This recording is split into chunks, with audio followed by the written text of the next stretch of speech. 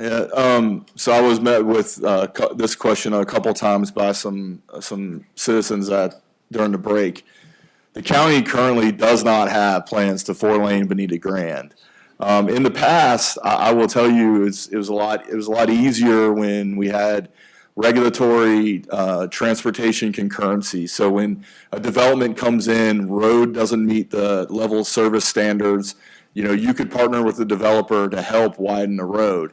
In this particular instance, we don't have regulatory concurrency anymore. So we've heard the complaints. I think what the best I can tell you right now is. Is it possible to do it, given the constraints that we have? Can you put underground drainage, and is there enough room to add if you could get the funding and all of the political stuff out of the way? Will it work? Anything is possible with money. Sir, if you win the lottery tonight, if you have the money and you have the permits, and we're going to work tomorrow. I'll give you my card. If you win the lottery tonight, I will start design tomorrow. But first, that's a no. It's not feasible, or it is? I did not say that. Anything is possible with funds. It is feasible if we have the money and the permits. Yes. Oh no, I wouldn't say that. You can't widen existing right of way without taking property to do it, sir. It won't happen in our lifetime. Okay.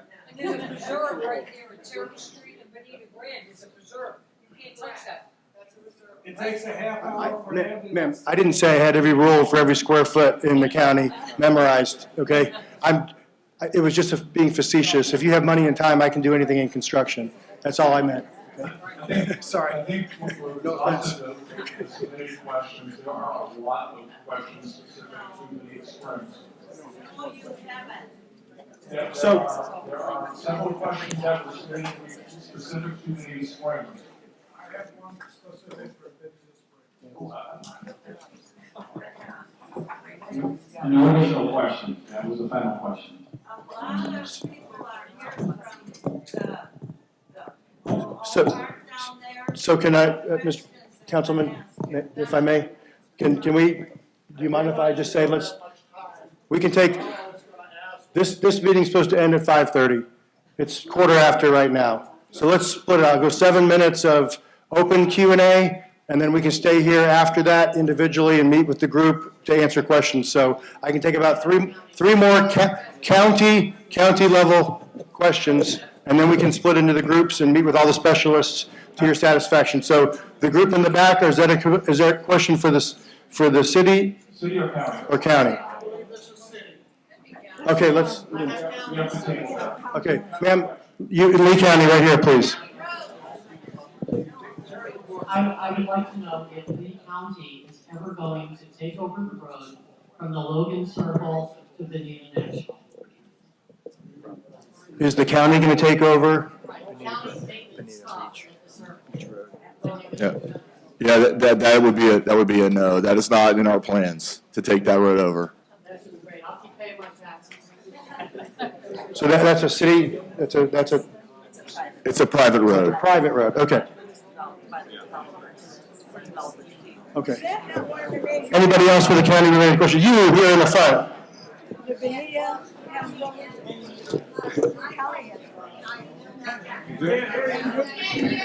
I'll repeat the question for her, please. It's possible. They won't do it. What's going to be done about all this development? I mean, all these solutions you're talking about has to be because there's so much development. I don't understand why we need new houses when people that have houses for sale can't sell them. Correct. I mean, we're in a slump right now with housing. Why is there all this new housing and new shopping centers and new stores being built on the road where people are going to drive? You can't drive on it now.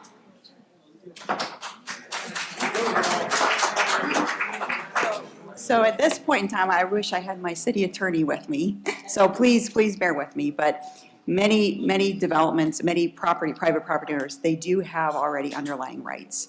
And the city does have a comprehensive plan, and I hope to see all of you, please join us when we continue to make updates to the comp plan. Many of the areas you're talking about, the DRGR, that is in a protected area, many of these folks already had prescribed rights in those properties.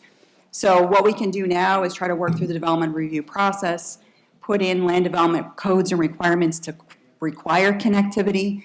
Unfortunately, many things were approved before rules changed and laws changed. One of the other issues that we deal with regularly is we do lobby together our state legislature so that we don't lose any home rule requirements. Because many times there's a Live Local Act, if you've looked and seen anything about that, that does remove some of the rights of the local jurisdiction in zoning options. So we try to work with the rules that are before us. You all may be familiar with the fact that we did have a few recent lawsuits. The city was involved with a lawsuit regarding the development of the mine.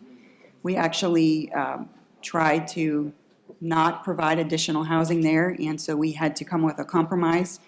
And the city did buy over $6 million worth of additional property rights out of that. If you recall, there was quite a larger amount of development that was asked for that.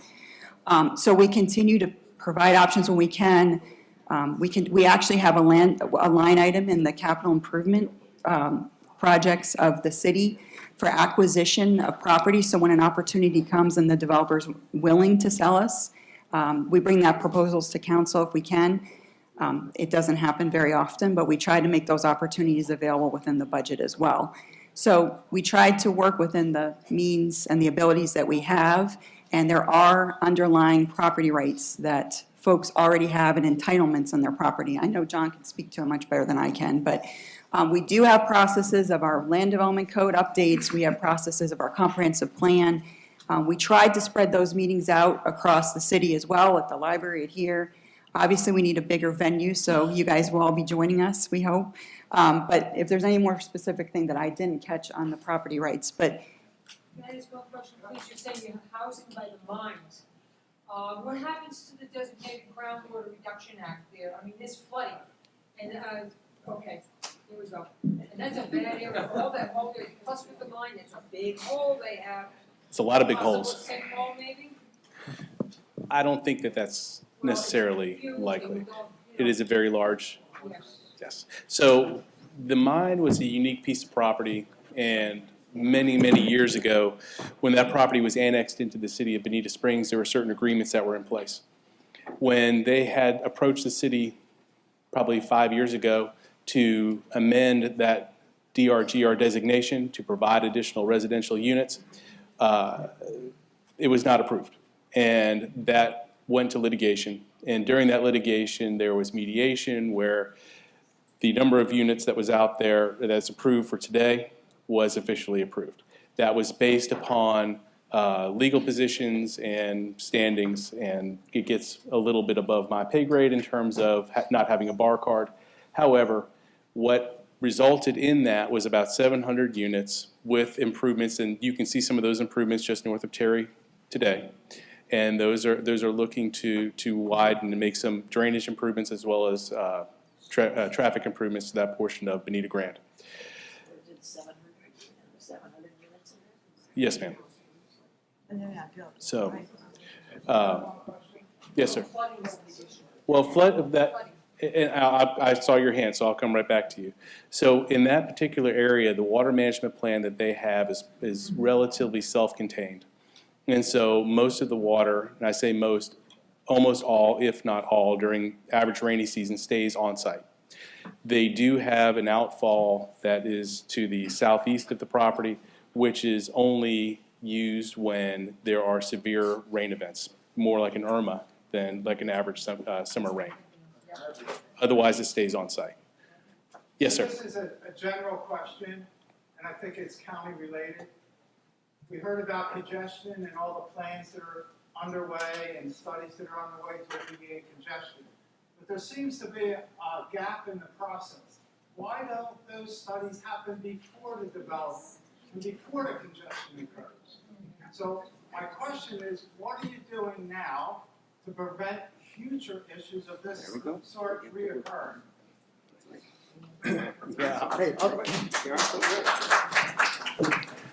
I'll take a shot at that, and I think you'll find it'll be a follow-up on something I said earlier about the road challenges. The MPO that we are part of right now actually studies things 50 years out, okay?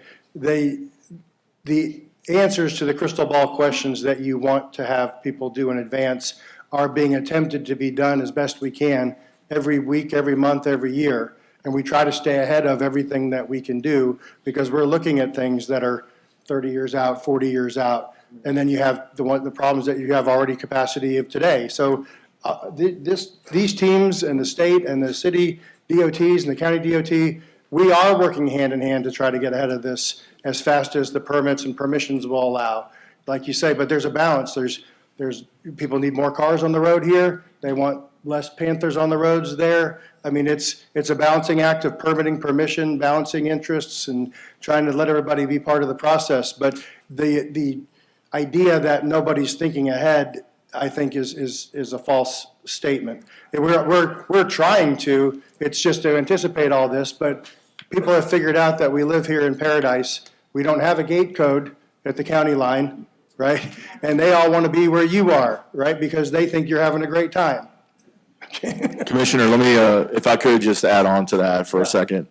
Another great example of how we are planning ahead is when we build roads like Corkscrew Road, like Alico Connector. These projects, we go in and planning those for future 6-laning expansion, so that one of the most frustrating parts of designing and delivering a road improvement is the permitting efforts that we have to go through, the impacts to wetlands that we have to get permitted, and the right-of-way acquisition phase. Where we can justify that future traffic volumes are going to ultimately need additional widening efforts, we don't want to do that again. So we go ahead and justify the widening to the 6th lane. We design the road with 44-foot wide medians that we can then come back in and widen to the inside the additional 2 lanes to go to 6. So it's not prudent from a financial perspective for us to add all that extra pavement up front right now. We design them and plan ahead so that it's a much easier permitting effort and design effort to deliver the 4 to 6 lane widening. Respectfully, folks, for time-wise, we got to wrap this up. I just want to say for myself, I appreciate you all paying attention to politics and what's going on in your environment. I want to thank the City of Bonita Springs for having me here today. And again, my first town hall. I want to make sure that you're heard. We're going to be in town again on the 7th and the 22nd of this month, and we'll circle back with this group again. But it's been an honor to serve you. Thank you for the opportunity. District 3, DIST3@legov.com. Please email my office, and I'll be happy to hear you and help you in any way that I can. Thanks again.